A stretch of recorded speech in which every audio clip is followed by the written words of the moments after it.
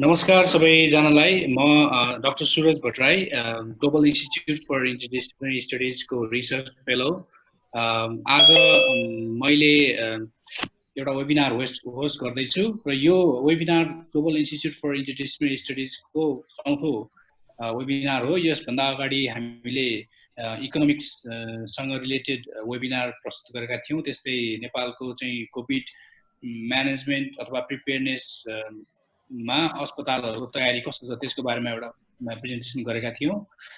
भने overall bio diversity र चाहिँ प्लान्ट्स हरूको चाहिँ कसरी चाहिँ यो कोभिडसँग रिलेसन हुन्छ भन्ने कुरामा पहिलो चाहिँ वेबिनार गरेका थियौँ।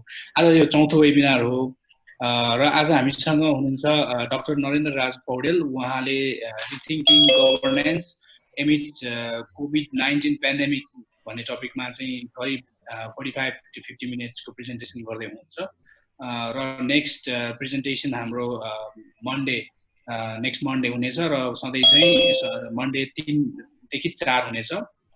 आजको स्पिकरको बारेमा ब्रिफली इन्ट्रोडक्सन गर्दाखेरि doctor Narendra Raj Paudel he's an associate professor at public administration campus at Tribhuvan University. Prior joining the university, he served as a Nepalese civil servant.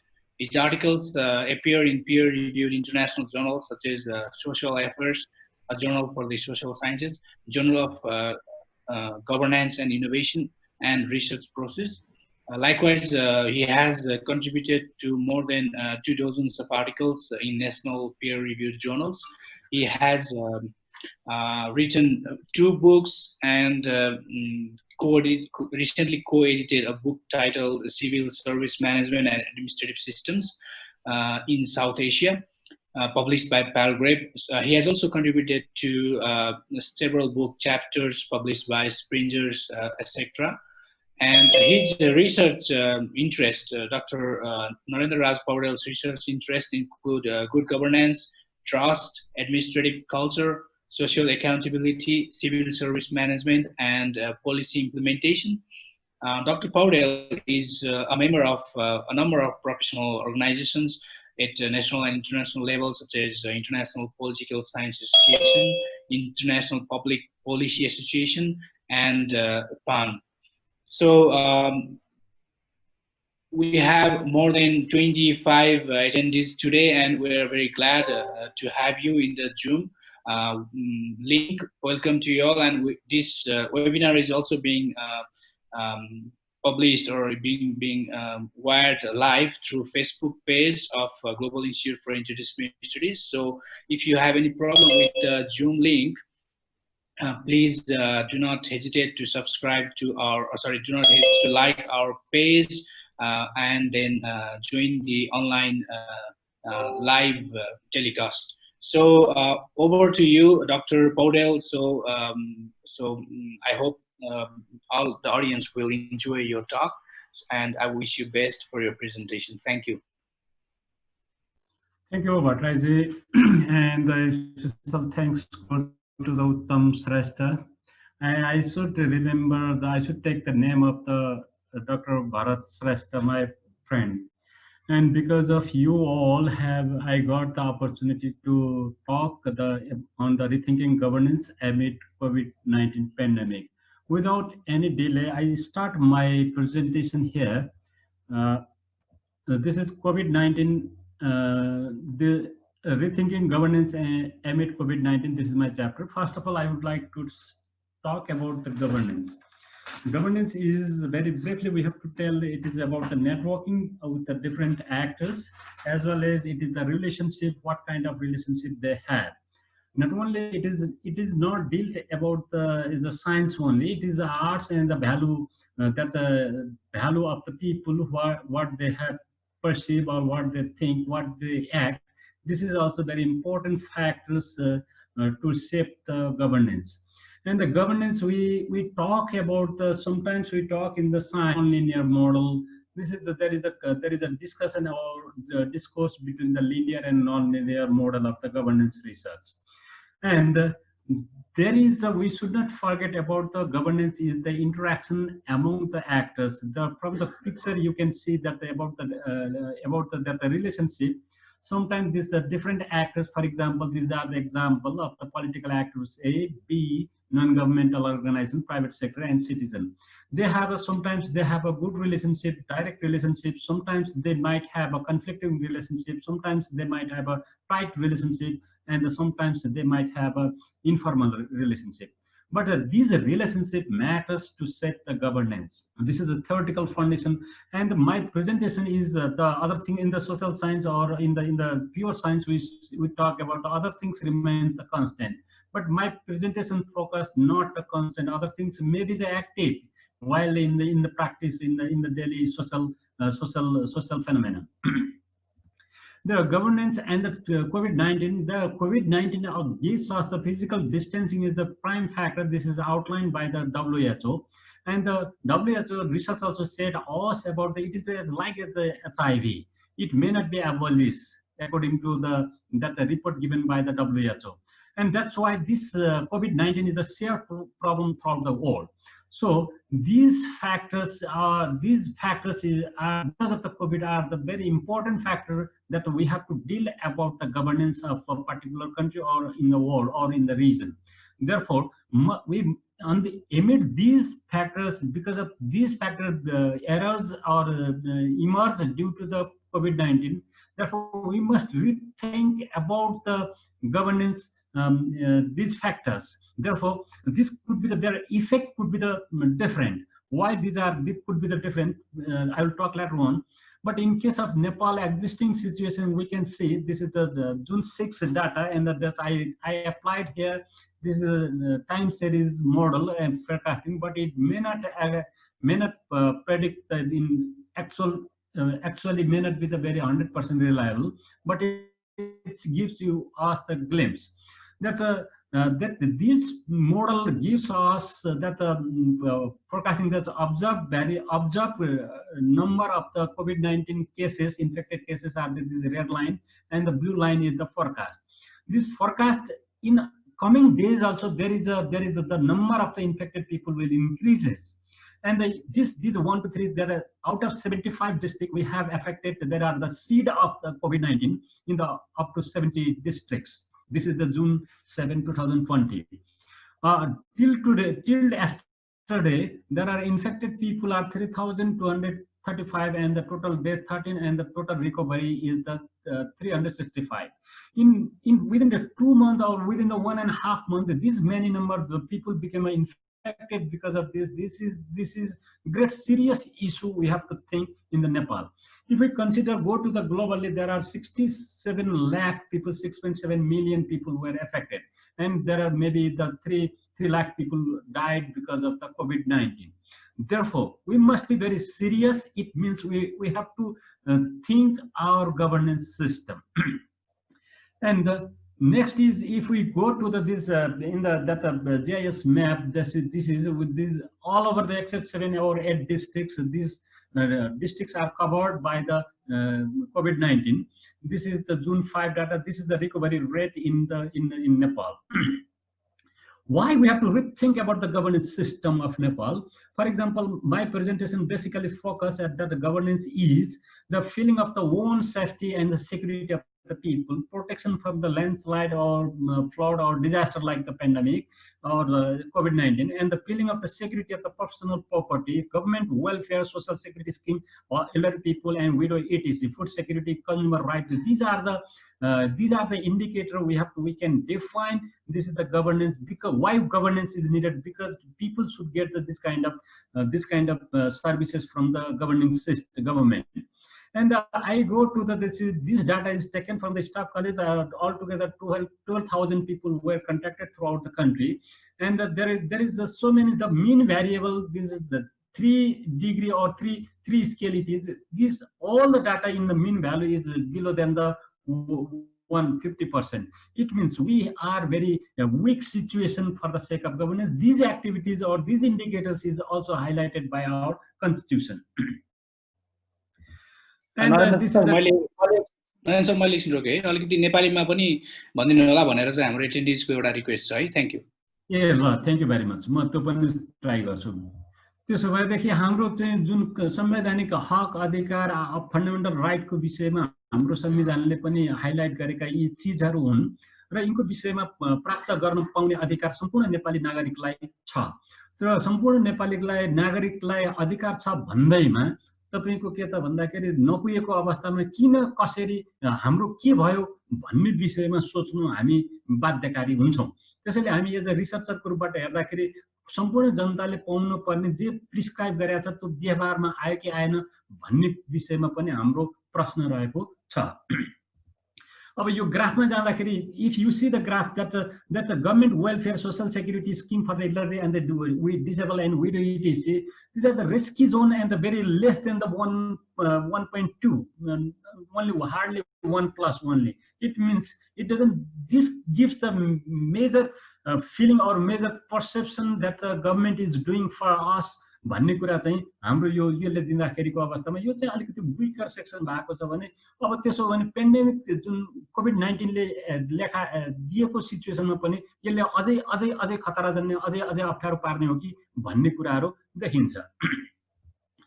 अनि that's an independent variable to set the why we rethink भन्ने केसलाई मैले यो data लिँदा independent variable people को perception जुन psychological कुराहरूलाई लिँदाखेरि depends upon the prosperity of Nepal, local government, behavioral factors, service delivery.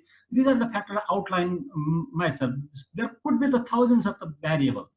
यी चारवटा भेरिएबललाई तपाईको एज इन्डिपेन्डेन्ट भेरिएबलको गभर्नेन्सको सिस्टमलाई लिएर हेर्दाखेरि हाम्रो प्रोस्पेरिटी अफ नेपाल कुनै कुनै प्रोभिन्सेसहरुमा डिफरेन्ट छ, लोकल गभर्नमेन्टको कुराहरु पनि डिफरेन्ट छ र सर्भिसहरु कहीं सिग्निफिकेन्ट छ कहीं इन्सिग्निफिकेन्ट छ भन्नुको मतलब के त भन्दाखेरि हामी कहाँ एकै नास छैन। नट इज इक्वली तपाईले applied in as per our तपाईको प्रोभिन्सेस।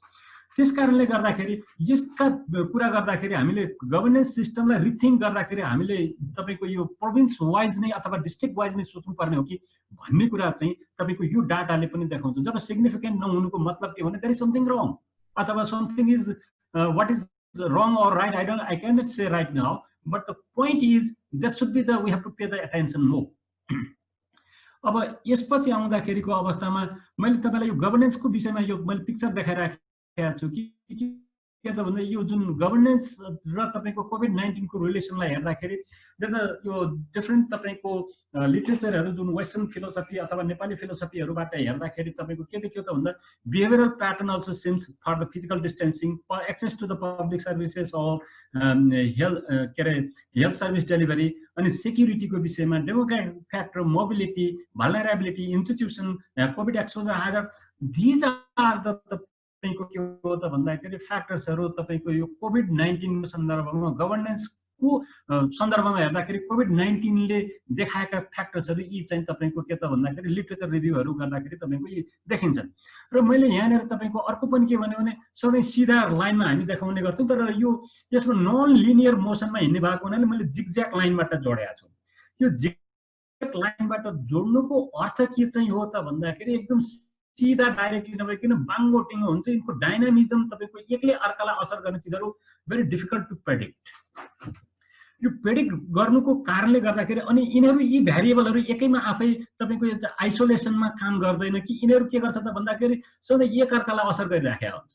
त्यसकारणले यो विषयमा काम गर्नु चाहिँ बडा च्यालेन्जिङ छ र यो रिलेसनलाई तपाईको के त भन्दा म्यानेज गर्न सक्नु नै हाम्रो गभर्नेन्सको एकदमै इफेक्टिभनेस हो र इफिसिएन्सी हो अथवा इक्विटी हो अथवा तपाईको जस्टिस हो। यी सबै जुन अगाडि मैले भनेका कुराहरुको रिफ्लेक्सन गर्न सक्छ भन्ने चाहिँ यो यसैले तपाईको यो रिलेसनशिपबाट देखाउँछ। This is basically based on the literature review. Likewise, the conceptual framework of the presentation हेर्दाखेरि तपाईको एक्जिस्टिङ गभर्नेन्स सिस्टम सबैले भन्ने गरेको कुरा के हो त भन्दा this is a political governance, security governance, public service governance, NGO governance, economic governance, cooperative governance, health governance, education governance, so many governance there is. त्यसैले हामीले कोभिड-19 को सन्दर्भमा जुन चाहिँ हेर्दाखेरि के भन्दा सर्वेलेन्स के छ, इन्फेक्सन ट्र्याकिङको रेकर्ड कस्तो छ, रिकभरीको रेट के छ, यी सबै चीजहरुलाई हामीले के गर्न सक्नु पर्छ भन्दा कन्टेनमेन्टका लागि चाहिँ कोभिड-19 आउटब्रेक अथवा पेन्डेमिकको लागि कन्टेनमेन्टका लागि चाहिँ हामीले सोच्नु पर्यो र यो विषयमा काम गर्नु पर्यो। अहिले जब WHO को जुन साइन्टिफिक रिसर्चहरुबाट हेर्दाखेरि भाइरोलोजिस्टहरु अथवा तपाईको जेनोलोजिस्टहरु अथवा अरु एक्सपर्टहरुले गर्दाखेरि के भन्छन् त भन्दाखेरि दुईटा कुरा, आइदर तपाईको फाइन्डिङ द तपाईको यो के अरे भ्याक्सिन अथवा तपाईको containment, there is no option. त्यसो हो भने अब हामी कहाँ जब भ्याक्सिन नै पत्ता लगाएको छैन भने तपाईको कन्टेनमेन्टको अर्को विकल्प छैन। कन्टेनमेन्टको गर्नुको अर्थ के हो त भन्दाखेरि सकेसम्म कम भन्दा कम तपाईको इन्फेक्टेड मान्छेहरु होस् र सकेसम्म जिरो नै होस्, र भएन भनेदेखि त्यसलाई चाहिँ के त भन्दाखेरि ट्र्याकिङ गरेर आइसोलेसन गर्दाखेरि अरु इन्फेक्सन नहोस् र धेरै मान्छेहरु तपाईको यसबाट चाहिँ सुरक्षित रहोस् भन्ने नै हाम्रो कुरा हो। र यो लिटरेचरमा आउँदा एसआईआर मोडलबाट तपाईको यो कुरालाई लिएर हेर्दाखेरि पनि हामी कहाँ के त भन्दा 100% यसको कुराहरु आउन सक्छ भन्ने कुराको यसको क्रिटिसिजमहरु पनि आफ्नो ठाउँमा छ। तर पनि अहिले चाहिँ संसारमा यही मोडललाई चाहिँ अलिकति अगाडि बढाएको पाइन्छ। अब तपाईको कोभिड-19 मा आउँदाखेरि गभर्नेन्सको सन्दर्भमा आउँदा यसको ट्रान्समिसन तपाईको कुराहरुलाई चाहिँ बडा इम्पोर्टेन्ट फ्याक्टर्सहरु छ। अहिले मैले यो देखाएको पिक्चरहरु this are the drone by myself. अनि यसमा हेर्दाखेरि तपाईको यसमा दिनुपर्ने कुरा के हो त भन्दाखेरि ड्रपलेटबाट ट्रान्समिसन हुन्छ भनेको छ। र ड्रपलेट भन्दाखेरि त्यो कुनै तपाईको प्लास्टिक, स्टेनलेस स्टिल अनि जस्ता चिजहरुमा 2-3 दिनसम्म बाँच्न सक्छ भनेको छ। कार्डबोर्डमा 1 दिन बाँच्न सक्छ, कपरमा 4 घण्टा बाँच्न सक्छ। र यसको इन्क्युबेसन पिरियड तपाईको 2 देखि 14 दिन भनेको छ, अथवा 0 देखि 24 डेज भन्दा भेरी कन्फ्युजिङ। जब 1 दिन 1 मिनेटको तलमाथि पर्दाखेरि गभर्नेन्समा धेरै तपाईको तलमाथि पर्न सक्ने अवस्था देखिन्छ। भन्दाखेरि यो बेसिक नेचर जुन कोभिडको ट्रान्समिसन हुँदाखेरिको यो बेसिक नेचरले के हुन सक्छ त भन्दाखेरि हाम्रो चाहिँ तपाईको जुन हामीले भने चाहिँ एसआर मोडल अथवा अरूले भने जस्तो तरिकाबाट पनि इन्फेक्सन नहुन सक्छ र एकदम बम्बार्ड भए जस्तो स्पोराडिक तरिकाबाट चाहिँ क्यान बी ट्रान्समिटेड। र एकजनाले यतिजनालाई मात्रै गर्न सक्छ भने अन एन एभरेज त 10 जनालाई भन्ने कुरा आएको छ। तैपनि त्यति मात्रै होइन कि त्योभन्दा बेसी पनि यसले ट्रान्समिट गर्न सक्ने अवस्थाहरू देखिन्छ। त्यसकारणले हाम्रो बिहेभियरल प्याटर्न र हाम्रो चाहिँ के त भन्दाखेरि हाम्रा सुविधाहरू आदि इत्यादिको विषयमा हामीले सोच्नुपर्ने जरुरी देखिन्छ। र यसले गर्दाखेरि यो जुन येलो वालाको कलरले के भन्छ त भन्दाखेरि यसरी तपाईको सबै मान्छेहरूलाई पनि इन्फेक्टेड हुन सक्ने। जस्तो तपाईको अमेरिका हेर्नुभयो भने देयर इज, इटाली हेर्नुभयो भने देयर इज, तपाईको इन्डियामा पनि अहिले later part of the days you can see, अनि नेपालमा पनि अहिले जब आएको मान्छेलाई हेर्नुभयो भने you can see within 1 month हामी कहाँ के त भन्दा पहिला 10-15 जना थियो भने अहिले आएर तपाईको 3000 प्लस भइसकेको छ भनेको मतलब यसरी चाहिँ ट्रान्समिसन हुन सक्ने अवस्था चाहिँ देखिन्छ। र नेपालमा यसको रुटको विषयमा कुरा गर्नुभयो भने खास गरिकन नेपालमा इम्पोर्टेड केस मात्रै हो। जुन तपाईलाई मैले यो विभिन्न पिक्चरबाट कोही जहाजबाट उडेर कोरोना आएको छ, कोही बसबाट उडेर कोरोना आएको छ। र सबै तपाईको के हो त भन्दा नेपाली पिपुलहरु जो बाहिर गएको पिपुलहरु छ उनीहरु चाहिँ जवानी हुँदा हेल्दी हुँदा अरु कहाँ पसिना बगायो, जब इन्फेक्टेड भइसकेपछि नेपाल आयो भने नेपाल सरकारले चाहिँ तिनीहरुको सेफगार्ड गर्नु जिम्मेवारी हो। किनभने उनले चाहिँ इकोनोमिकली एक्टिभ हुँदाखेरिको अवस्थामा उनले आउँदाखेरि जुन कन्स्टिट्युसनल राइटहरु चाहिँ नेपालको संविधानले दिएको छ भने त्यसको सेफगार्ड गर्नु गभर्नेन्स सिस्टमको मोस्ट इम्पोर्टेन्ट पार्ट चाहिँ हो। र यो सिचुएसनले हेर्दाखेरि वेयर इज द तपाईको प्रब्लम लाइज भन्ने कुराको विषयमा ट्र्याकिङ गर्नका लागि यसले मद्दत गर्न सक्छ भन्ने चाहिँ मेरो एजुम्सन छ। दिस इज सम ग्राफिक अथवा तपाईको एउटा रिप्रेजेन्टेटिभ मोडल मात्रै हो। अब तपाईको नेपालको सन्दर्भमा हेर्दाखेरि कोभिड-19 को तपाईको रिस्क जुन यो विश्वले निकालेको चाहिँ इन्फर्म इन्डेक्सबाट लिएको इन्डेक्सबाट मैले south Asia plus Nepal plus अरु एडभान्स कन्ट्रीज हाम्रो नेबर कन्ट्री नर्वे अथवा जुनलाई नर्वेलाई मैले किन लिएको भन्दाखेरि तपाईको यो पिपुलहरुको इन्डिकेटरमा एकदम सोशलिजम अथवा जनताले सेवा पाउने नम्बर 1 मुलुकको रूपमा चाहिँ नर्वेलाई लिन्छ भन्दाखेरि यो कोभिड-19 को सन्दर्भमा उनीहरुले रिस्क फ्याक्टर एसेस गर्दाखेरि रिस्क ह्याजर्डको एक्सपोजरको रिस्क कोभिड-19 vulnerability lack of capacity inform COVID index risk factor जस्तालाई कुरा लिएर हेर्दाखेरि तपाईको संसारको यो हाम्रो साउथ एसियामा भेरी हाई तपाईको के त भन्दाखेरि जुन इन्डेक्समा गएर हेर्दा अफगानिस्तान छ, बंगलादेश हाईमा छ, नेपाल हाईमा छ, पाकिस्तान हाईमा छ, श्रीलंका मिड, यो this are the best so many डाटाजहरु चाहिँ तपाईको यो इन्डेक्समा देखिन्छ। र यो जुन हाइलाइटेड गरेको हेर्दाखेरि Nepal out of 10 not so good, जति लेस भयो त्यति राम्रो, जति हाई भयो त्यति नराम्रो भन्दाखेरि नेपालको हाई डिग्री हाई भ्यालु ल्याएको हुनाले नेपालको चाहिँ त्यति राम्रो अवस्था देख्न सकिँदैन। र नर्वे तपाईको भेरी लो तपाईको इन्फ्रास्ट्रक्चर आदि इत्यादि हुँदाखेरि पनि नर्वेलाई भेरी लो छ र त्यहाँको कन्टेनमेन्टको situation we can see far better than the other countries because of the infrastructure, because of the development, because of the behavioral, because of the exposure, so many reasons are there. अब मैले त्यसो भने यो pandemic situation आउँदाखेरिको अवस्थामा हामीले policy मेजरमेन्टहरू कस्तो ल्याउँ त भन्दा पब्लिक मेजरमेन्टहरू खास गरिकन हेल्थ सेक्टरका मेजरमेन्टहरू, सोसियो इकोनोमिक गभर्नेन्सका कुराहरू, हामी कन्टेनमेन्ट गर्ने लाइभलीहुडलाई सेटल गर्ने कुराहरू, सोशल डिस्टेन्सिङको विषयमा, फिजिकल डिस्टेन्सिङको we also said that the social distancing, movement restriction, lockdown, so many measurement. Basically this is the John Hopkins University outlined these factors and they categorize this. What the government of Nepal, these are the basic foundation to the globally applied. These are the basic policy measurement. And despite this measurement, for the sake of containment for the short period, we have to rethink, because it's COVID-19 HIV जस्तै तरिकाले रहने भएको हुनाले we have to rethink again. तपाईको के त भन्दाखेरि गभर्नेन्सको सिस्टममा हामीले फेरि पुनः रिथिङ्क गर्नुपर्ने जरुरी देखिन्छ. र यसै गरी गभर्नमेन्ट अफ नेपालले तपाईको विभिन्न तपाईको यो मार्चको सेक्टरमा आउँदाखेरि विभिन्न डेटमा चाहिँ तपाईको यस्ता खालका जुन अघि भनिएका पोलिसी मेजरमेन्टहरूलाई नेपाल सरकारले पनि इन्डोर्स गरेर डिसिजन गरिसकेका छ. तर कार्यान्वयनको लेभलमा आउँदाखेरि क्वेसनेबलहरू देखिएको छ. ठाउँ ठाउँमा तपाईको जस्तो तपाईको के भन्दाखेरि यो के अरे क्वारेन्टाइनको विषयमा क्वेसन गर्न सकिने अवस्था छ. तपाईको बोर्डर क्लोजर गर्ने विषयमा यस्ता खालका कुराहरू डिसिजन गर्दैमा हुँदो रहेन छ. we can see this. र नेपाल सरकारले फेरि नगरेको होइन, नेपाल सरकारले गरेन चाहिँ म भन्दैन, किनभने यस्ता डिसिजन गरेको छ र उसको क्षमता कति छ, देयर इज अ क्वेसन. र अब गभर्नेन्स स्ट्रक्चर नेपाल, अब त्यो क्वेसन आउने बित्तिकै नेपालको स्ट्रक्चर के छ त, त्यसो भने लेट्स गो टु द तपाईको back to the our structure of the governance structure in Nepal. Basically हाम्रो कन्स्टिट्युसनले के त भन्दा तीनटा कुरा गरेको छ. एउटा फेडरल गभर्नेन्स, प्रोभिन्सियल गभर्नेन्स र लोकल गभर्नेन्सको तीनटा कुराको एजुम गरेको छ. भनेपछि तिनको क्यापासिटी के छ, तिनीहरूले लिने पोलिसीहरू के छ, र कहाँनिर मैले म्याक्रो लेभलमा मात्रै जान्छु. मैले माइक्रो लेभलमा चाहिँ यो ठुलो टपिक भएको हुनाले माइक्रो लेभलमा मैले चाहिँ एड्रेस गर्न यो सानो समयमा मैले सक्दिनँ, मेरो यो लिमिटेसन हो. र फेरि यो टपिक आफैमा के हो त भन्दाखेरि भयङ्कर ठुलो टपिक पनि छ र भयङ्कर पर्टिनेन्ट टपिक पनि मलाई लाग्छ. अब फेडरल गभर्नमेन्टको कुरालाई लिएर हेर्दाखेरि विशेष त तपाईँको हाउस अफ रिप्रेजेन्टेटिभ 275 को छ. तपाईँको यी सब यिनीहरू छ मिनिस्ट्रिजहरू, तपाईँको 21वटा मिनिस्ट्री, 15वटा प्रपोज छ. जुडिसियल सिस्टम छ भन्दाखेरि यी 77वटा तपाईँको डिस्ट्रिक्ट कोर्टहरू छ, 16वटा तपाईँको हाइकोर्टहरू अहिले 7वटामा आएको छ. भन्दाखेरि तपाईँको यिनीहरूको क्यापासिटी खास गरिकन तपाईँको फेडरल पार्लियामेन्ट भने के हो त भन्दाखेरि तपाईँको हाम्रो अहिलेको पेन्डेमिक सिचुएसनमा पोलिसी बनाउने गभर्नमेन्ट हो. हामी त्यहाँ 275 जना माननीय ज्यूहरू हुनुहुन्छ भने उहाँहरूको भूमिका के, पोलिसी सही सलामत तरिकाले ल्याउने कि नल्याउने, सोच्ने कि नसोच्ने. र जुडिसियल सिस्टममा के त यो हाम्रो संविधानको मर्म अनुसार र अहिलेको सिचुएसन अनुसार छ कि छैन भनेर जज गर्ने कि नगर्ने, एक्जिक्युटिभले ती कुराहरूलाई कार्यान्वयनमा लाने कि नलाने, त्यो विषयमा हामीले चाहिँ सोच्नुपर्ने अवस्था आउँछ. र हाम्रो स्टेट गभर्नमेन्टमा पनि तपाईँको प्रोभिन्सियल एसेम्ब्लीमा तपाईँको खास गरी अल टुगेदर तपाईँको 550 जना मेम्बरहरू हुनुहुन्छ.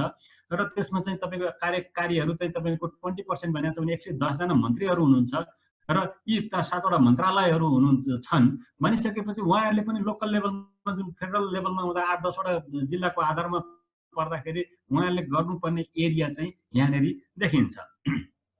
अब बेसिकली अझ तपाईँको मोर फोकस गर्नुपर्ने कुरा के हो त भन्दाखेरि हाम्रो संविधानले प्रधानमन्त्रीले अथवा मुख्यमन्त्रीले चाहेर पनि हटाउन नसक्ने एकदमै ठुलो पावर दिएर बसेको के हो त भन्दा हाम्रो लोकल गभर्नमेन्ट हो, जसमा गाउँपालिका, म्युनिसिपालिटी, लोकल गभर्नमेन्ट, गाउँपालिका and municipality we have. This is the one structure. There are more than 35,000 people are working under this framework. All of them are elected. भनेपछि what is their capacity, how they govern, how they steer the mechanism, how they mobilize the people, what kind of the infrastructure they build up either in the health sector or in the education sector or other public service delivery. These are the very basic point we have to think under the heading of the governance amid COVID-19.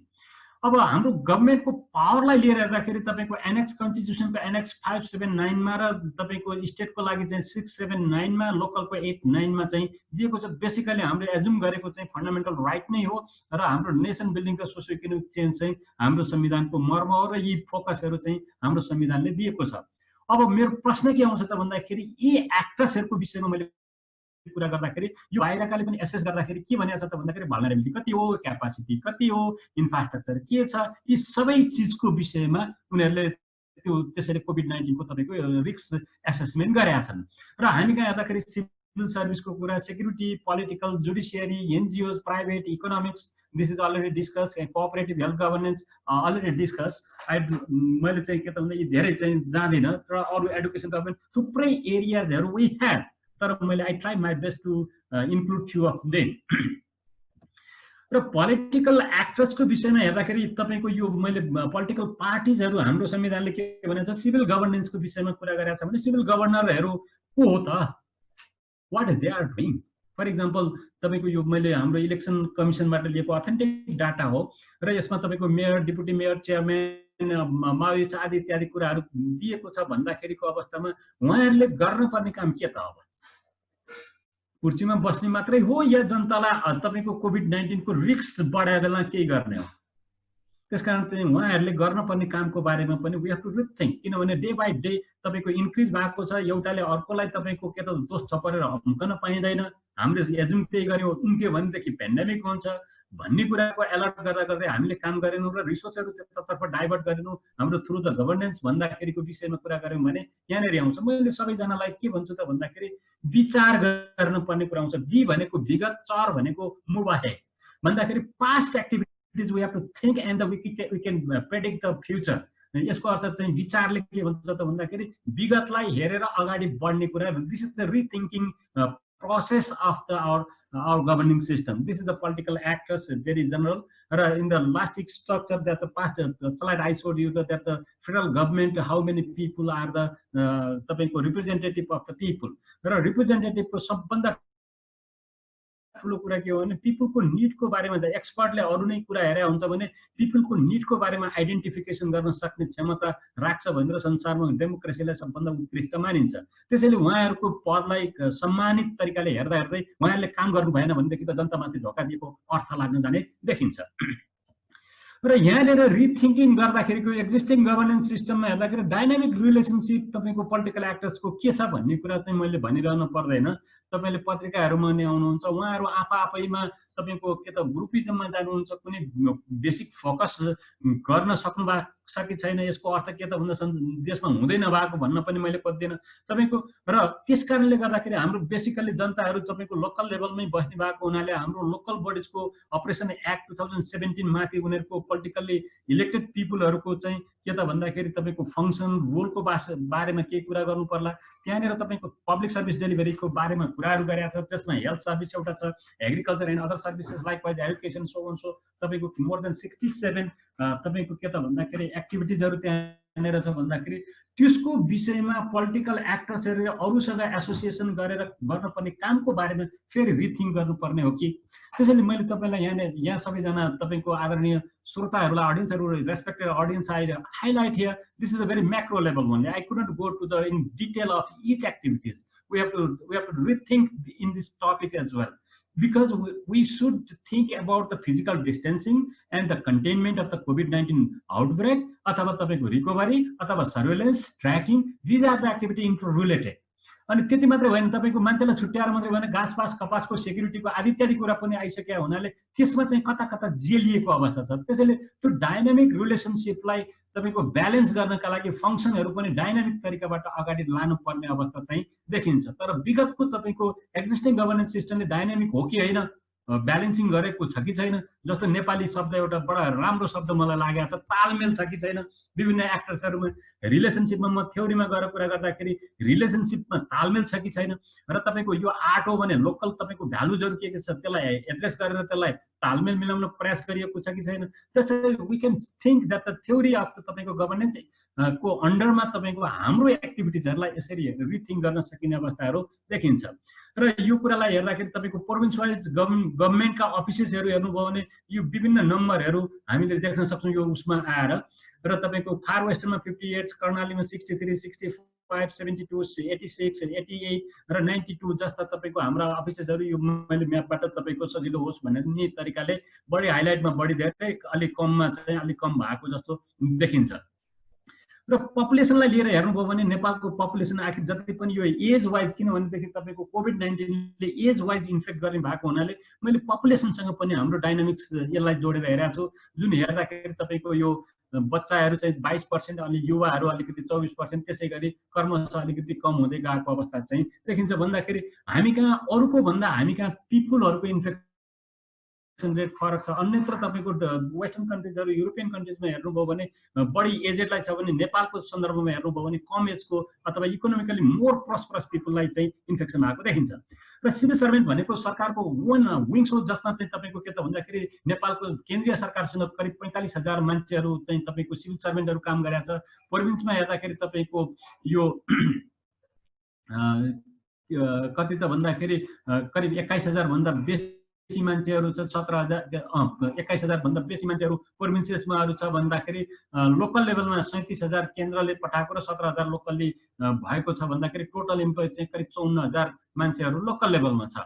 यो सरकारले position गरेर categorise गरेर province गरेको नम्बरहरू हो। त्यसै गरी हेर्नुभयो भने प्रोभिन्स वाइज नम्बरहरू हेर्दा हेल्थमा तपाईँको 5,000, क्लासलेस तपाईँको 6,000, अनि एसिस्टेन्ट आदि इत्यादि यो प्रोभिन्स र फेडरल लेभलका कर्मचारीको तुलनात्मक नम्बरहरू दिएको छ।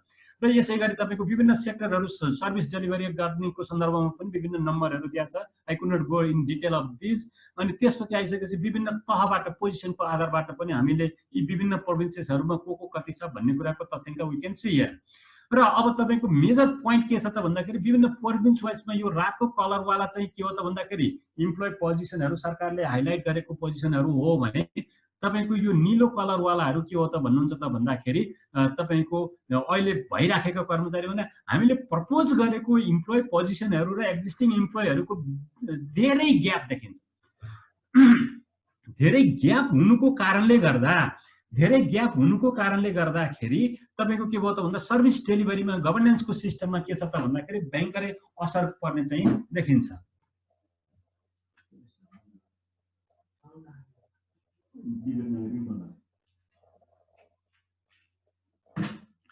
अनि भनिसकेपछि तपाईँको के भयो त भन्दाखेरि तपाईँको यसरी हेर्दाखेरि तपाईँको के भयो त ह्युज नम्बरको ग्याप। सरकारले के त भन्दा ती काम गर्नका लागि यति कर्मचारी चाहिन्छ भन्ने कुराको प्रपोज गर्यो भने, तर सरकारले प्रोभिजन गरिसकेको नम्बरहरूको विषयमा, किनभने काम गर्ने मान्छे नभइकन 1-to-1 सर्भिस र ट्र्याकिङ जस्ता कामहरू गर्नका लागि मान्छेको धेरै जरुरी छ।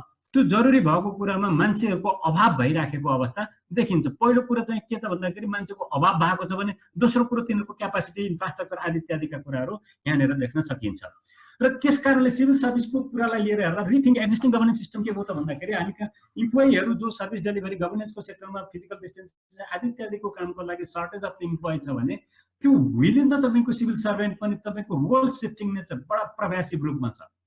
पोलिटिकल्ली मोटिभेटेड इम्प्लोइहरू देखिन्छ र युनियनिजम चाहिँ भयङ्करै देखिन्छ भने, अर्को चाहिँ तपाईँको त्यो लोकलमा पठाएको कर्मचारीहरू पनि केन्द्रमा आउन खोज्ने अवस्थाहरू देखिन्छ। त्यस कारणले गर्दाखेरि हाम्रो सिभिल सर्भिस एक्टमा रिथिङ्क गर्ने हो कि कसरी अब कोभिड-19 को विषयमा मान्छेलाई राखेर परीक्षा लिन पर्थ्यो भने परीक्षा लिन अब नसकिने भइसकेपछि परीक्षा प्रणालीलाई नै लोकसेवा आयोगले लिने जाँचको विषयमा पनि सोच्नुपर्ने हो कि, अथवा त्यो काममा फिल्डमा जाने कर्मचारीको विषयमा उसको लाइफ कसरी सेभ गर्ने हो त्यो विषयमा त्यसको चाहिँ कुराहरू चाहियो।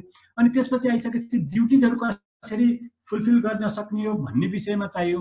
अनि त्यसपछि आएर तपाईँको एप्रोप्रिएट ओरिएन्टेसन एटिच्युड यदि रङ गऱ्यो भने त्यसको सेपरेसन कसरी गर्ने हो, किन भन्दाखेरि मान्छे चाहिँ तपाईँको फिल्डमा रिक्स बढी बोकेर गएको छ, त्यति बेला तपाईँको गाह्रो हुन सक्ने अवस्थामा तपाईँको यतापट्टिबाट माथि बस्नेवाला र सुरक्षितवालाले कारवाही गर्यो भने के गर्ने, त्यसलाई न्याय कसरी दिने कर्मचारीलाई। त्यस कारणले त्यो फिल्डमा जाँदाखेरिको अवस्थामा ट्रेनिङ पोलिसी के हुने, उसलाई कस्तो किसिमको ट्रेनिङ दिने। अहिले आएर तपाईँको अहिले स्टाफ कलेजले दिएको ट्रेनिङ के इनफ छ त? आई डोन्ट थिङ्क मैले अहिले चाहिँ हाम्रो स्टाफ कलेजले दिएको अथवा तिरुवनन्तपुरम युनिभर्सिटी अथवा कुनै युनिभर्सिटीले फिजिकल डिस्टेन्सिङको बारेमा पढाएको कुराहरू चाहिँ के त भन्दा इनफ छ अहिलेको सन्दर्भमा भन्ने कुरा चाहिँ मलाई चाहिँ लाग्दैन। त्यस कारण उनीहरूलाई नयाँ सुरक्षित तरिकाले बढी कन्फिडेन्ट बनाएर फिल्डमा पठायो भने they are warrior, they are fight against the कोभिड-19। त्यस कारणले हामीले गभर्नेन्स सिस्टममा, सिभिल सर्भिस गभर्नेन्सको सिस्टममा पनि सोच्नुपर्ने हो कि अब यसमा सेक्युरिटी सिस्टमको विषयमा कुरा गर्दाखेरि नेपालको एक्जिस्टिङ सिस्टममा 2010 देखि 2019 सम्मको डाटालाई लिएर हेर्नुभयो भने हामी कहाँ अरू यो तपाईँको किलिङ, एरेस्ट, टर्चर यस्ता खालका हुँदाखेरि यो वुमन इस्यु र चाइल्ड इस्यु चाहिँ भयङ्करै छ। अहिले तपाईँको अरू चाहिँ तपाईँको के भएको छ त भन्दा कमजोर किलिङ, एरेस्ट, टर्चरहरू क्रमशः कम हुँदै गएको देखिन्छ भने तपाईँको यो वुमनको इस्यु र तपाईँको चिल्ड्रेनको इस्यु जब अहिले चाहिँ तपाईँको रिपोर्टिङहरू पत्रिका हेर्दा नेपालको मात्रै होइन, तपाईँको यो युरोपको पनि हेर्दाखेरि तपाईँको चाइल्ड एब्युजहरू चाहिँ लकडाउनले बढी आयो भनेर भनेको छ भने, अथवा तपाईँको वुमन इस्युजहरूको विषयमा बढी आयो भनेको छ। यो इन्डियाको केसमा पनि यो देखिया छ र तपाईँको युरोपमा पनि यो कुरा देखियो भने नेपालमा यो एक्सेप्सनल छ भन्ने कुरा चाहिँ, किनभने अलरेडी एक्जिस्टिङ छँदैछ भने, तर नेपालमा पनि यसले बढाएको छ कि घटाएको छ भने, how to save the life of the तपाईँको those who are the very weaker section, we consider the weaker section of the society, basically तपाईँको elderly people, old people, widow people, अनि त्यसो डिसेबल पिपुल जस्ताको विषयमा राइटहरू स्टेटले safeguard गर्ने र तिनीहरूको social distancing र तिनीहरूको हेल्थ र तपाईँको लाइभलीहुड कसरी ल्याउने भन्ने विषयमा हामीले सेक्युरिटीको बारेमा सोच्नुपर्ने जरुरी देखिन्छ। यसै गरी हेर्दाखेरि हाम्रो सेक्युरिटी गभर्नेन्स यो म्याक्रो लेभलमा हेरेको छौँ, प्रत्येक इन्डिभिजुअल के हो त भन्दा सिपाही हो भन्ने कुरा नबिर्सौँ। तैपनि हाम्रो नेपाल पुलिससँग 90,000 जति तपाईँको पुलिसहरू छ, आम पुलिससँग तपाईँको 36,000 र नेपाल आर्मीसँग 1 लाख र लोकल बडी पुलिसहरू नट नोन, अथवा प्रोभिन्सियल पुलिसहरू पनि मलाई थाहा छैन, त्यो डाटा मैले पाउन सकिनँ। त्यसको अर्थ के त भन्दा उनीहरूले अहिले तपाईँको फिजिकल डिस्टेन्सिङ मेन्टेन गर्नका लागि लकडाउनको बेलामा त भयङ्कर ठुलो काम गरेको छ नि। जस्तो तपाईँको आम पुलिस फोर्सको कुरा गर्नुभयो भने, तपाईँको यो बोर्डर क्लोजरको विषयमा आम पुलिस फोर्सले खेलेको भूमिकाको विषयमा त अमूल्य छ, र नेपाल आर्मीले पनि विभिन्न हेल्थ क्याम्पहरू चलाएको अवस्थामा अमूल्य छ, र बाटामा चाहिँ बसेर विभिन्न पसलहरूमा मान्छे ग्यादर हुँदाखेरिको नेपाल पुलिसले गरेको त्यो फिजिकल डिस्टेन्सिङ मेन्टेन गर्नलाई गरेको भूमिकाहरू अमूल्य छ। र त्यसकारणले हामीले के हो त भन्दा नेपाल पुलिसको विषयमा पनि रोलको बारेमा के हो त त्यसो हो भने, यस्तो पेन्डेमिक सिचुएसनमा यो सोच्नु पर्यो, आम पुलिस फोर्सको एक्टमा सोच्नु पर्यो, नेपाल आर्मीको बारेमा सोच्नु पर्यो, नेपाल प्रोभिन्सियल पुलिसको बारेमा सोच्नु पर्यो, लोकल पुलिसको बारेमा सोच्नु पर्यो, अरू सेक्युरिटी एजेन्सीजहरूमा पनि काम गर्ने मान्छे छ। त्यसैले हामीले यो सेक्युरिटी गभर्नेन्सको सन्दर्भमा आउँदाखेरि यी कुराहरूलाई हामीले अलिकति रिथिङ्क गर्नु पर्यो, र उनीहरूलाई पनि फेरि अघि भने जस्तै रिक्रुटमेन्टको विषयमा अथवा तपाईँको ट्रान्सफरको विषयमा अथवा एटिट्युडको यी सबैको विषयमा क्यापासिटेट गर्नका लागि हामीले रिथिङ्क गर्नु जरुरी छ। अब एनजिओ गभर्नेन्स भनेको नेपालमा मोर देन रजिस्टर, यो सोसियल सेक्युरिटी काउन्सिलमा रजिस्टर भएका एनजिओजहरू मोर देन 45,000हरू छ। तिनीहरू कम्युनिटिज हेल्थ सर्भिस करिब 9-10वटा चाहिँ क्याटेगोरिजमा तपाईँको देखिन्छ भने, कम्युनिटीमा आउँदाखेरि 64% तपाईँको एनजिओजहरू छ भने, त्यो एनजिओजहरूले अहिले काम गर्न सक्छ कि सक्दैन? खास गरिकन तपाईँको यो केमा आउँछ त, यी सबै किसिमका एनजिओजहरूले चाहिँ तपाईँको भलन्टियरली काम गर्यो भने तपाईँको 45,000, अथवा तपाईँको के त भन्दाखेरि जुन नआएको तर गेस गरेको लिटरेचरहरूमा गेस गरेको चाहिँ कति छ त भन्दा मोर देन 83,000 तपाईँको के छ त भन्दाखेरि एनजिओजहरू चाहिँ अपरेसनमा छ भनेको छ। भन्नुको मतलब के हो त भन्दाखेरि हाम्रो प्रोभिन्स वाइजका तपाईँको पर्सेन्टेजहरूलाई क्याटेगोराइज पिक्चरमा देख्नुभयो भने पनि सबभन्दा बढी गण्डकी यो के अरे यो बागमती प्रोभिन्सेसमा सबभन्दा बढी छ, पूर्वतिर सबभन्दा बढी, पश्चिमतिर जाँदै गर्दाखेरि सबभन्दा कम हुँदै गएको अवस्था देखिन्छ। र यसले गर्दाखेरि एनजिओको कुरालाई हेर्दाखेरि सर्भिस डेलिभरीमा डिस्टर्बेन्स भएको छ, भोल्युम अफ द सर्भिस डेलिभरीको चाहिँ एनजिओको रिड्युस भएको छ, अनि प्रोग्रामहरू क्यान्सलेसन भएको छ, ग्रान्ट प्रोसेसिङ डिले भएको छ, डोनेसन डिक्लाइन भएको छ, इम्प्लोइले छोड्ने काम भएको छ, तपाईँको inability to operate the expenses भएको छ भने, त्यसकारण हामीले सोसियल वेलफेयर काउन्सिल एक्टमा पनि अथवा अर्गनाइजेसन रजिस्ट्रेसन एक्टमा पनि अथवा ग्रान्ट रिलेटेड पोलिसिजहरूमा पनि अथवा अनलाइन रिलेटेड सर्भिसेसहरूमा पनि वी मस्ट रिथिङ्क, र यसको क्याटेगोरिकली जाँदाखेरि यसको विषयमा माइक्रो लेभलमा अलिकति बढी तरिकाले, खास गरिकन यो बेलामा हाम्रो त्रिभुवन युनिभर्सिटी र यस्तै रिसर्च इन्स्टिट्युसनहरूले बढी मात्रामा 1 by 1 काम गर्न सक्यो भने we can do much more better भन्ने चाहिँ मलाई लाग्छ।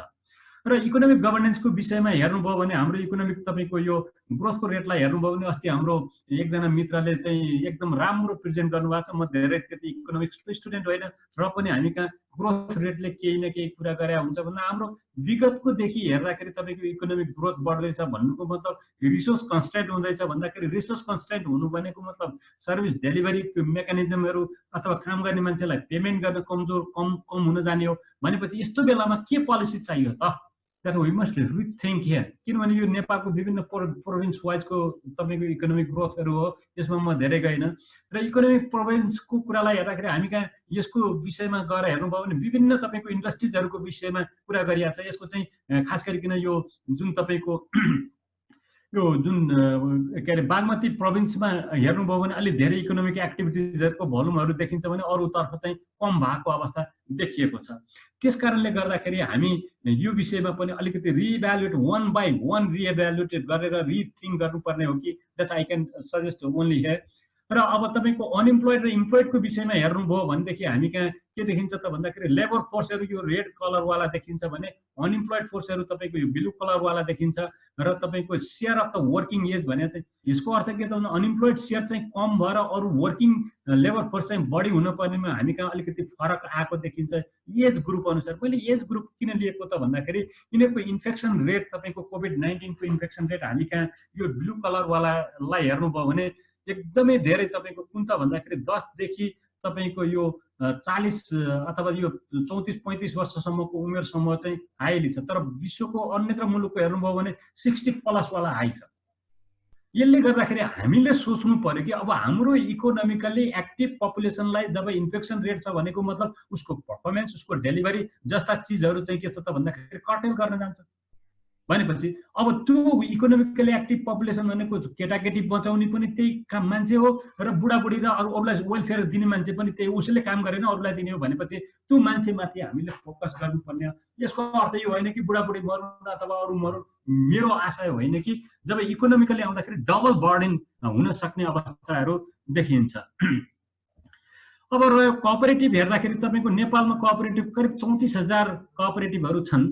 ती कोअपरेटिभलाई पनि मोबिलाइज गर्न सकियो र यिनीहरूले ट्रु स्पिरिटमा काम गरे भनेदेखि तिनको नेपालभरिका विभिन्न जिल्लागत तरिकाबाट हेर्दाखेरि कोअप्सहरू चाहिँ कोअपरेटिभ्सहरू चाहिँ तपाईँको के छ त भन्दाखेरि यसरी डिस्ट्रिब्युसन भएको देखिन्छ।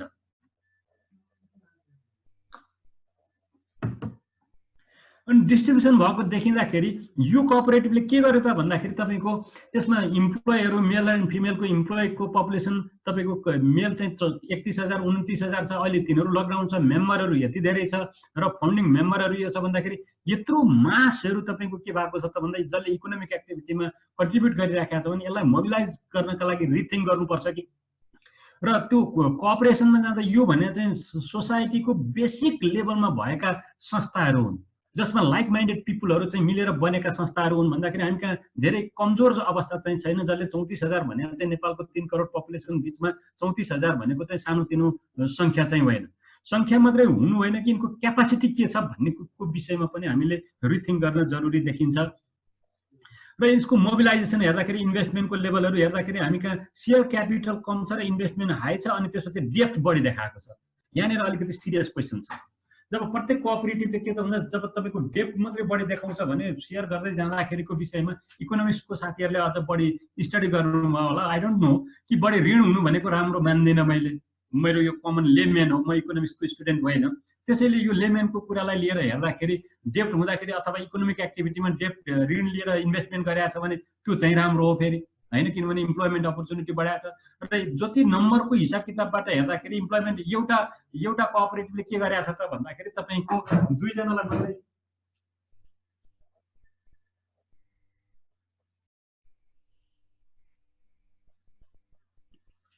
है। अनि त्यसपछि आइसकेपछि यहाँनिरको डाइनामिजम हामीले अलिकति सोच्न पर्ने हो कि भन्ने चाहिँ मलाई लागेको छ। अनि यसै गरी हेर्दाखेरि यसका इस्युजहरू human resource development, training, formal education, code of conduct, human resource, synchronization, long term vision जस्ता इस्युजहरूको विषयमा फेरि वी हेभ टु रिथिङ्क। र हामीले भइराखेको राम्रो पक्षलाई कन्टिन्युएसन र कम भएको र यो कोभिड-19 को सन्दर्भमा फिजिकल डिस्टेन्सिङ तपाईँको अनि त्यसपछि सोसियल डिस्टेन्सिङ अनि त्यसपछि आएर इन्फेक्सन रेट अनि त्यसको ट्रान्समिसन रेट जस्ता कुराहरूलाई ध्यानमा राखेर यी इस्युजहरूलाई हेर्न जरुरी अवस्था देखिन्छ। त्यसैले कोअपरेटिभ एक्टहरूको विषयमा कोअपरेटिभ पोलिसीको बारेमा अनि यी कुरामा गभर्निङको सन्दर्भमा आउँदाखेरि रिथिङ्क गर्नुपर्ने अवस्था देखिन्छ।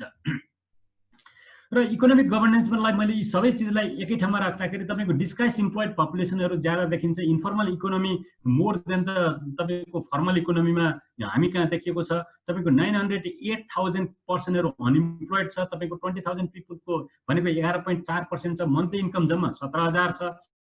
अनि रेमिटेन्स डिक्रिजिङ अर्डरमा छ। इन्डस्ट्रिजहरू अरू सेक्टर ड्यू टु लकडाउनले बन्द छ भनेपछि we have to rethink about the labour act, contributory तपाईँको सोसल सेक्युरिटी एक्ट अनि revision of the investment policy, revision of the agriculture policy जस्ता विषयमा हामीले अब यिनलाई बुस्टअप कसरी गर्ने हो त। किनभने मान्छेले भित्रैदेखि तपाईँको के हो त भन्दा डेडिकेसन एन्ड कमिटमेन्टका विषयहरूलाई अलिकति उजागरण गरियो भने र तपाईँले कानुन मात्रै लागेर होइन कि मान्छेलाई मोटिभेट गर्ने खालका विषयमा अगाडि लाने हो कि यी खालका विषयमा हामीले रिथिङ्क गर्न जरुरी देखिन्छ। र अनि अब अर्को अझ मोस्ट इम्पोर्टेन्ट पार्ट के छ त भन्दाखेरि कोभिड-19 को सन्दर्भमा तपाईँको एकातिर चाहिँ तपाईँको के छ त भन्दाखेरि तपाईँको क्राइम रेटहरू अथवा यी बढ्दै जाने, अर्को अवस्थामा हेर्दाखेरि तपाईँको न्याय नपाउने। जब तपाईँको कोभिड-19 ले मर्नुभन्दा मान्छेले न्याय नपाउँदाखेरि मान्छेले धेरै आत्तिएको अवस्था देखिन्छ। र त्यसैले हाम्रो हाइकोर्ट, सुप्रिम कोर्टको तपाईँको न्याय यो जुन चाहिँ तपाईँको टोटल केसेसहरू 71, 72, 73 देखि हेर्नुभयो भनेदेखि हामी कहाँ धेरै केसेसहरू के भएको छ त भन्दा रजिस्टर भएको छ तर फाइनलाइजेसन हुन नसकेको अवस्था देखिन्छ। जस्तो तपाईँले यहाँ हेर्नुभयो भने खास गरिकन सुप्रिम कोर्टको पर्फर्मेन्सको लेभललाई हेर्दाखेरि यो डाटा मैले सुप्रिम कोर्टका तपाईँको के त भन्दाखेरि तिनीहरूले निकालेका त्यो जुन रिपोर्टबाट लिएका डाटाहरू हुन्। जस्तो यो सुप्रिम कोर्टमा गएर हेर्नुभयो भने यी सबै तपाईँको रिमेनिङ केसेसहरू 62, 67, 77, 76 त्यो त राम्रो भएन नि, मान्छेले न्याय पाएन नि। सुप्रिम कोर्टको जब धेरै नम्बरहरू तपाईँको रिमेनिङ केसेसमा जानु भनेको चाहिँ न्याय नपाएको अवस्था हो। त्यसैले न्यायलाई पनि इक्वली तपाईँले जो एक्टिभिटिजहरूसँग लिङ्क गरेर जानुभयो भने, जान सकियो भने, द्याट्स वाइ हाम्रो यो न्यायिक सिस्टममा तपाईँको जुडिसियल सिस्टममा पनि हामीले रिथिङ्क गर्नुपर्ने अवस्था यो उनीहरूले दिएको डाटाबाट चाहिँ देखिन्छ। र अब डिले जस्टिस, एक्सपेन्सिभ जस्टिस, के मोर वर्कलोड अथवा मेबी मोर वर्कलोड हुनसक्छ, पोस्टपोन ड्यु टु द लकडाउनको कारणले पोस्टपोन भएको छ भनेपछि तपाईँको डिले जस्टिसको कारणले मान्छे चाहिँ के भएको छ त भन्दाखेरि अझ सफर भएको छ। किनभने कोभिड-19 हो भनेर मात्रै भनेर पाइएन। जस्टिस पनि अब इक्वली चाहिँ इम्पोर्टेन्ट पार्ट हो। 1 महिना कुर्यो, 2 महिना कुर्यो भनेपछि त अब त यसको बारेमा पनि रिथिङ्क गर्नु अथवा कसरी तपाईँको भर्चुअल तरिकाले फिजिकल मेन्टेन गरेर जनतालाई न्याय दिने हो भन्ने विषयमा पनि सोच्न जरुरी छ। त्यसैले हामीले कोर्ट्ससँग रिलेटेड तपाईँको एक्ट, रेगुलेसन, प्रोसिड्युरहरूको बारेमा पनि रिथिङ्क गर्नु पर्यो र तपाईँको रिभिजन अफ द कोर्टको म्यानेजमेन्टको प्रोटोकलको बारेमा रिथिङ्क गर्नु पर्यो र कोड अफ कन्डक्टहरू वकिलले गर्नुपर्ने अथवा इम्प्लोइले गर्नुपर्ने अथवा न्यायाधीशले गर्नुपर्ने अथवा अर्को क्लाइन्टल ग्रुपले गर्नुपर्ने कोड अफ कन्डक्टको बारेमा पनि रिथिङ्क गर्न जरुरी छ। This is the rethinking of the judicial governance amid कोभिड-19। डिस्पाइट दिस मेनी फ्याक्ट, हामीसँग सदाका लागि रहेका गभर्नेन्स इस्युमा चाहिँ यो चारैतिर चाहिँ भएका तपाईँको गभर्निङ इस्युजहरू के हुन् त भन्दाखेरि करप्सन हामीसँग ज्यादाभन्दा ज्यादा सधैँ छ। माफ गर्नु होला, हामीसँग जोसुकै सेक्टरको कुरा गर्नुहोस् तपाईँको यो करप्सनको लेभलमा हेर्दाखेरि हामी चाहिँ यो 2013 देखि 2019 सम्मको डाटालाई तपाईँले यो मैले ट्रान्सपरेन्सी इन्टरनेसनल र तपाईँको CIA को रिपोर्टबाट लिएको हो। त्यसले गर्दाखेरि हामी करप्सन अहिले पनि बढ्यो भनेर कुरा गर्छन्। अब कति बढ्यो I don't know, we have to find out from the research. तर यहाँनिर यो CIA अख्तियार दुरुपयोग अनुसन्धान आयोगले दिएको तपाईँको रिपोर्ट अनुसार के छ त भन्दाखेरि पोलिटिकल पार्टी र उसको एलिजहरू 26% तपाईँको के छ त भन्दा रेस्पोन्सिबल छ। मन्त्री र उसको सबअर्डिनेटहरू 12% रेस्पोन्सिबल छ करप्सनमा।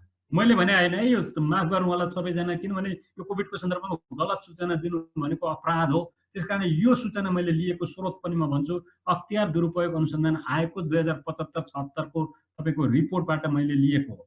र हाई अफिसियलहरू, उच्च पदस्थ अधिकारीहरू चाहिँ तपाईँको 14%, इन्डस्ट्रियलिस्ट र बिजनेसम्यानहरू पनि 10%, मिडलम्यानहरू, ब्रोकरहरू चाहिँ तपाईँको 17% र यी माथिका सबै 21% भनेर तपाईँको के त भन्दाखेरि अख्तियारले लिएको छ। भन्दाखेरि हाम्रो पोलिटिकल पार्टिजहरूको बारेमा, करप्सनको बारेमा सोच्नु परेन, मन्त्रीको बारेमा सोच्नु परेन, उच्च पदस्थ अफिसरहरूलाई चाहिँ अफिसियलहरूलाई हामी कस्तो लाँदैछौँ, मन्त्रीहरूले सिभिलियन गभर्मेन्टको लागि हामी जनताहरू सधैँ मानिरहने, उहाँहरू गएर करप्सन गरिरहने, यो त अलि नहुने हो कि भनेपछि यो विषयमा पनि रिथिङ्क गरेर जो मान्छे हो त्यसको एटिच्युडको बारेमा, एट्रिब्युट्सको बारेमा, त्यसको ओरिएन्टेसनको बारेमा, त्यसको सेपरेसन अथवा त्यसलाई पेनाल्टी अथवा रिवार्ड के गर्न पर्ने हो त्यो बारेमा, जसले कम करप्सन गर्यो भएको छ अथवा करप्सन जिरोमा लाछ भने रिवार्ड कसरी गर्ने, जसले बढी करप्सन गरेछ भने पेनाल्टी कसरी अथवा प्रायश्चित कसरी गराउने जस्ताको विषयमा पनि यो एभरग्रिन इस्यु भएको हुनाले मैले अलिकति हाइलाइट गरेर कुरा गरेँ।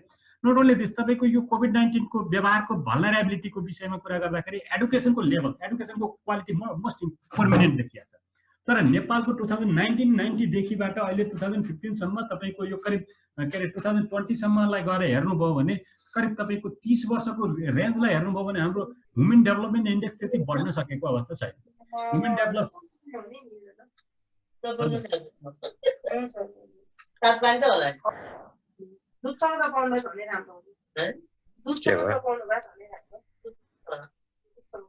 अनि तपाईको यो ह्युमन डेभलपमेन्ट इन्डेक्सहरु बढ्न नसक्नुको पछाडी के हो त भन्दा हाम्रो लाइफ एक्सपेक्टेन्सीको कुरा आउँछ, हाम्रो इन्कमको कुरा आउँछ, हाम्रो एडुकेसनको कुरा आउँछ। कस्तो एडुकेसन हामीले डेभलप गरेका छौं त?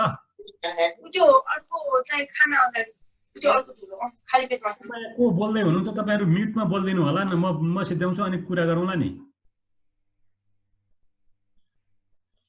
अनि त्यसले गर्दाखेरि हाम्रो बिहेभियरल प्याटर्न, जसको कारणले गर्दा बिहेभियर र हाम्रो भल्नरेबिलिटी अत्यन्त बढ्दै गएको देखियो।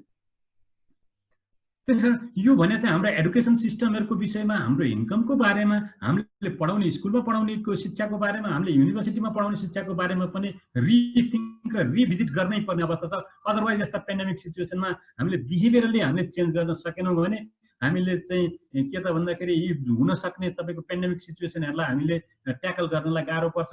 त्यसैगरी बाहिरकाले एसेस गर्दाखेरि पनि हामीलाई एकदम हाई डिग्रीमा राखेको हो। त्यसैले हामी हाई डिग्रीबाट हामी लोमा, लो भन्दा पनि अझ लोमा एकदमै छँदै छैन भन्नेमा पुग्नलाई त के त भन्दा हामी नेपाली अथवा हामी पिपुलको चाहिँ बिहेभियरमा चेन्ज गर्नुपर्ने अवस्था चाहिँ देखिन्छ। त्यसैले रिथिंक गर्नु पर्यो।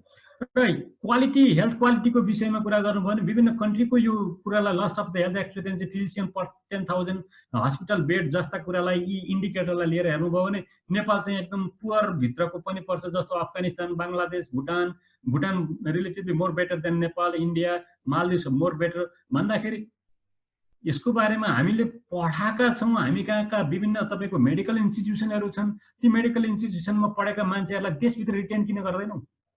तपाईको यसको नम्बर गरेर हेर्दाखेरि मैले यो पढेको मान्छेको एउटा के अरे माइग्रेसन प्याटर्नलाई हेर्दाखेरि यो सिभिल सर्भिसको विषयमा हेर्दाखेरि धेरै जसो मान्छेहरु तपाईको शिक्षा मन्त्रालयमा नो अब्जेक्सन लेटर लिनेहरु, प्राइभेट संस्थामा बढी पे गरेर पढाए मान्छेहरु अमेरिकातिर आदि इत्यादितिर फ्लाइ गरेका छन्। अनि यहाँ नेपालीले दुःख गरेर बनाएको मान्छे चाहिँ बाहिर पठाउनु कसरी किन? अनि त्यसलाई रिटेन गर्न सक्दैनौं हामी? हामीले रिटेन गर्नु हुँदैन त्यसलाई। त्यो ह्युमन रिसोर्स जो क्यापेबल छ, जो जान्दछ, जसले मेहनत गर्छ, त्यो मान्छे वहाँ गएर काम गर्न सक्ने नेपालमा काम गर्न सक्दैन। त्यसैले वी हेभ टु रिथिंक। किनभने हेल्थ भने चाहिँ सबैभन्दा तपाईको मोस्ट इम्पोर्टेन्ट पार्ट हेल्थको हो। त्यही कुरालाई हामीले यहाँ दियौं। अब म करिब फाइनल स्लाइडमा आइसकेको छु, जसमा ट्रान्समिसन गर्दाखेरि investigation, community, locally transmission, imported, containment जस्ता रोलहरु कुराको विषयमा कुरा गर्दाखेरि ग्लोबल हेल्थ गभर्नेन्समा हेर्दाखेरि WHO युनिभर्सिटीले तपाईको एक्सपर्टिजहरु चाहिँ तपाईको के त हुन्छ सबैको चाहिन्छ। बिना एक्सपर्टिज, सूत्रहरु, तपाईको फर्मुलाहरु तपाईको डेभलप नगरिकन काम गर्न सकिँदैन।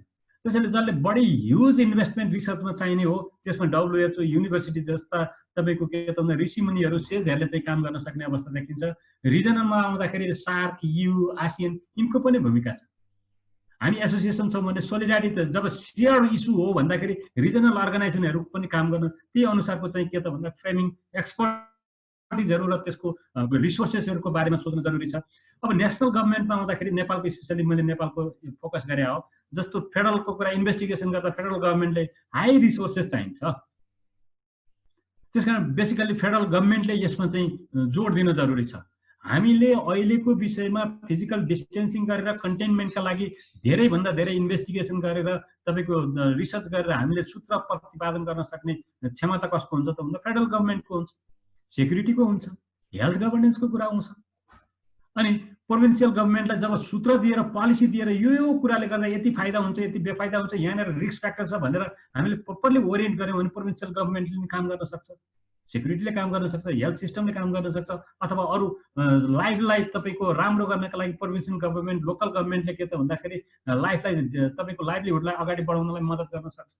त्यसकारणले हामीले विभिन्न तपाईको यो ट्रान्समिसन जुन चाहिँ हाम्रो कोभिड-19 को ट्रान्समिसनको विषयमा जाँदाखेरि डिफरेन्ट एक्टर्सहरुको रोलको बारेमा चाहिँ अलिकति हाइलाइट गर्न खोजिएको हो र यसैगरी गर्दाखेरि हामीले गभर्नेन्सको विषयमा यसरी रिथिंक गर्न सकिन्छ भन्ने कुराको मेरो विचार अगाडि राखे। अब अन्तिममा आउँदाखेरि मेरो कन्क्लुजनको पार्टमा आउँदाखेरि जब यो कोभिड-19 को सन्दर्भ आउँछ अरूलाई ट्रस्ट नगरौँ, इन्डिभिजुअलले गर्दाखेरि अरूलाई ट्रस्ट नगरौँ। यो ठुलो मान्छे कोभिड छैन नभनौँ। कृपया आफै पहिला दूरी मेन्टेन गरौँ र बेसिकली एक्टर्सको सन्दर्भमा आउँदाखेरि को एक्टरको ओरिएन्टेसन के हो, प्रवृत्ति के छ, प्रदत्त अधिकार के छ, प्रवृत्ति एट्रिब्युट्स के छ, प्रवृत्ति के छ र प्रवृत्ति राम्रो भए कन्टिन्यू गर्ने र नराम्रो भयो भने सेपरेसन त्यसलाई पिनास अथवा तपाईको प्रायश्चितमा कसरी लाने। त्यो कुराहरूलाई पनि सोच्न जरुरी छ। र अर्को कुरा इन्डिभिजुअल अथवा समाज अथवा सबैले हेर्दाखेरि हाम्रो आचार व्यवहार र प्रायश्चितको बारेमा पनि कुरा गरौँ। हामीले यो कोभिड-19 को विषयमा मैले किन यो पिनेसको बारेमा कुरा गरेको छु भने हामी कहाँ करप्सनको रेट पहिले पनि छँदैछ, अहिले बढ्यो भने झन् जनताले के गर्छ त भन्दाखेरि झन् शास्ति पाउँछ। कोही मर्छ, त्यो शास्ति पाइसकेको यिनीहरूलाई उल्ट्याउन पनि जान सक्ने अवस्था रहन सक्छ। त्यसकारणले यहाँनिर चाहिँ हामी अलिकति रिथिङ्क गर्नुपर्ने हो कि व्यक्तिको लेभलबाट पनि रिथिङ्क गर्नुपर्छ र लोकल्ली एप्लिकेबल इनोभेटिभ आइडियाजहरू चाहिँ हामीले डेभलप गर्न जरुरी छ। किनभने हाम्रा संस्कारहरू बाधक पर्न सक्छन्। त्यसैले हाम्रो संस्कारहरू कल्चरको विषयमा हुँदाखेरि फिजिकल डिस्टेन्सिङ गर्छु भन्दै पनि तपाईँको ड्रपलेटहरू जान सक्ने अवस्थाहरू रहन सक्छ। त्यस कारणले त्यो गएको पनि छ। त्यस कारणले गर्दा हामीले यसको बारेमा इनोभेटिभ आइडियाज के हुन सक्छ त त्यसको बारेमा पनि कुरा गरौँ र तपाईँको बोल्ड स्टेप गभर्नमेन्टको क्षेत्रबाट चाहिन्छ। कोअपरेसन सबैको सेक्टरबाट विदाउट एनी प्रिजुडिस र अथोरिटी तपाईँको केन्द्रबाट ट्रान्सफर डिसेन्ट्रलाइज गर्न मस्ट छ। यति भन्दै मेरो प्रेजेन्टेसन यहीँ टुङ्ग्याएँ। धेरै धेरै धन्यवाद। Thank you to all listener. Thank you so much. Suraj ji, thank you so much.